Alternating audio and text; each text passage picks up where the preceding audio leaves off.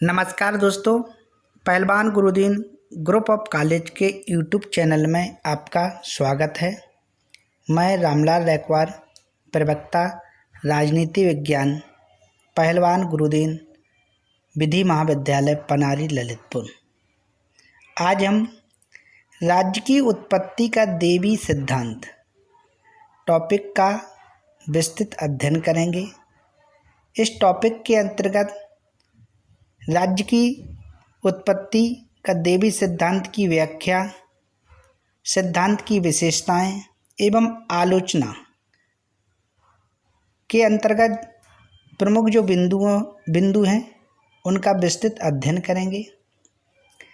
राज्य की उत्पत्ति का जो देवी सिद्धांत है, इसकी जो मान्यताएं या जो व्याख्या है, प्राचीन राजनीतिक चिंतन एवं राजनीतिक वैज्ञानिकों ने, जो लोग इस सिद्धांत के समर्थक हैं, उन्होंने इस सिद्धांत की जो व्याख्या की है उस व्याख्या का हम अध्ययन करेंगे। राज्य की उत्पत्ति का सबसे पुराना सिद्धांत देवी सिद्धांत है। इसके अनुसार राज्य की स्थापना स्वयं ईश्वर या किसी अन्य देवी शक्ति के द्वारा हुई है। इस प्रकार राज्य मानवीय संस्था न होकर एक देवीय संस्था है। मनुष्य जाति के हित व कल्याण के लिए ईश्वर ने राज्य का निर्माण किया है। ईश्वर राज्य में या तो स्वयं शासन करता है अथवा इसके लिए वह कोई प्रतिनिधि नियुक्त करता है जो ईश्वर की ओर से शासन करता है। ऐसा राज्य धर्मतंत्रात्मक या ईश्वर शासित राज्य है। ऐसे राज्य में राजा अपने कार्य के लिए केवल ईश्वर के प्रति ही उत्तरदायी होता है। राजा ईश्वर का प्रतिनिधि है, अतः राजा की आज्ञाओं का पालन करना आवश्यक है। राजा की अवज्ञा ईश्वर की अवज्ञा है, जो कि न केवल अपराध है बल्कि पाप भी है। इस सिद्धांत की मान्यता है कि ईश्वर ने जिस प्रकार संसार की अन्य वस्तुओं को लोगों के लिए बनाया है, उसी प्रकार राजा भी ईश्वर की ही सृष्टि है। अर्थात जो राज्य का देवीय उत्पत्ति सिद्धांत है, इसकी मान्यताएं इस प्रकार हैं जो हमने ऊपर व्याख्या की है। अब जो राज्य का देवीय उत्पत्ति सिद्धांत है, इसकी जो प्रमुख विशेषताएं हैं उनका अध्ययन करेंगे। प्रमुख विशेषताओं में जो पहला पॉइंट है, राज्य मानवीय संस्था ना होकर देवीय संस्था है।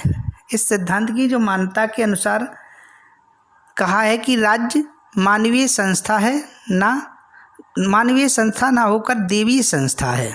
इसका जो दूसरी विशेषता है, राजा ईश्वर पर पृथ्वी पर ईश्वर का प्रतिनिधि है और वह अपने कार्यों के लिए जनता के प्रति नहीं बल्कि ईश्वर के प्रति उत्तरदायी है।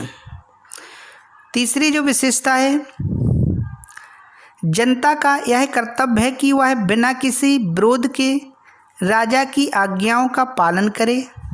राजा यदि उदार या अच्छा है तो ईश्वर की प्रसन्नता है, यदि वह कठोर या अत्याचारी है तो यह ईश्वर का क्रोध समझना चाहिए। इस सिद्धांत की मान्यता के अनुसार जो अगली विशेषता है, राजतंत्र पैतृक होता है जो पिता से पुत्र को प्राप्त होता है। अगली जो विशेषता है, जिस प्रकार ईश्वर जो कुछ करता है वह अपनी सृष्टि के लिए हित ही करता है, उसी प्रकार राजा के सभी कार्य जनता के हित में ही है। देवी सिद्धांत की मान्यता इतिहास में लंबे समय तक रही। जैसा कि प्रोफेसर गेटल ने कहा है कि मानव इतिहास के एक दीर्घ काल तक राज्य ईश्वर कृत या देवी समझा जाता था और सरकार का स्वरूप धार्मिक था। इस सिद्धांत की जो प्रमुख विशेषताएं उनका हमने अध्ययन किया। इसके पश्चात देवीय सिद्धांत की आलोचना।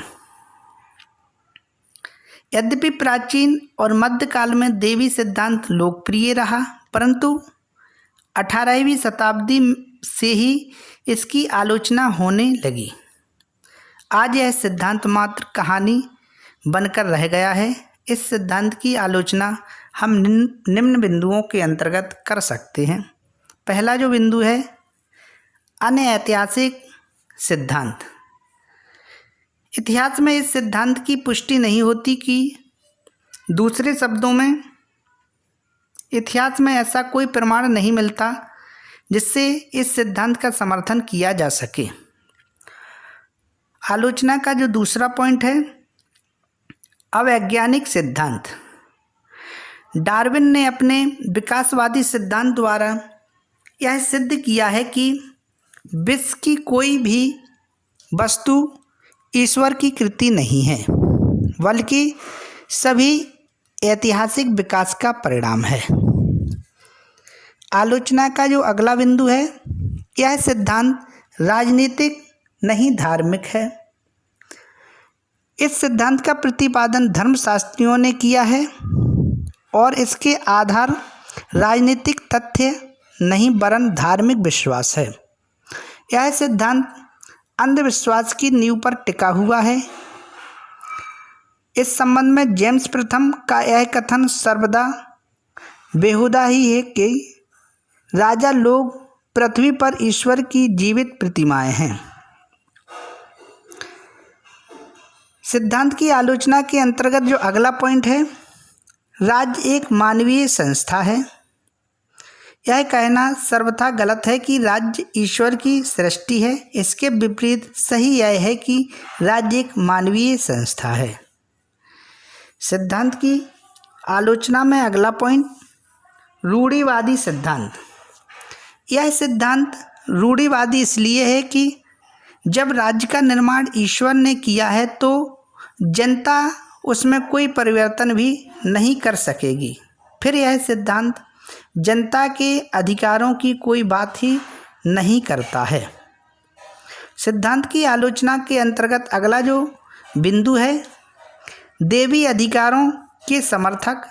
इस सिद्धांत की आलोचना इस आधार पर भी की जाती है कि यह राजाओं के देवी अधिकारों का समर्थन करते हुए निरंकुश राजतंत्र की स्थापना करता है।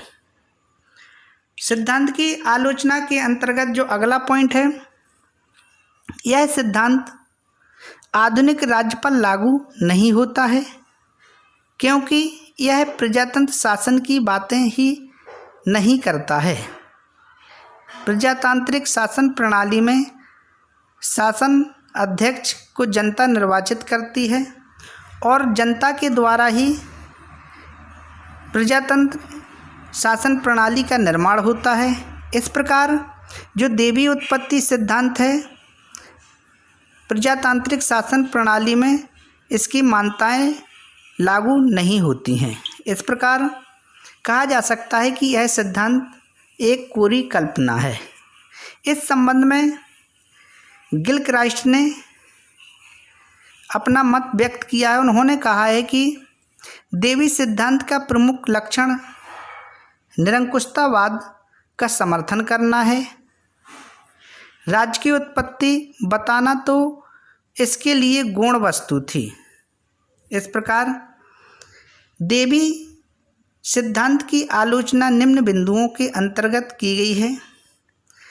प्राचीन काल में राज्य की उत्पत्ति का जो देवीय सिद्धांत है, इस मान्यता के आधार पर चालू रहा या लोगों ने इस मान्यता के आधार पर इस सिद्धांत को माना है कि राज्य का जो निर्माण है वो ईश्वर के द्वारा किया गया है और जो राज्य का राजा होता है वह ईश्वर का प्रतिनिधि होता है।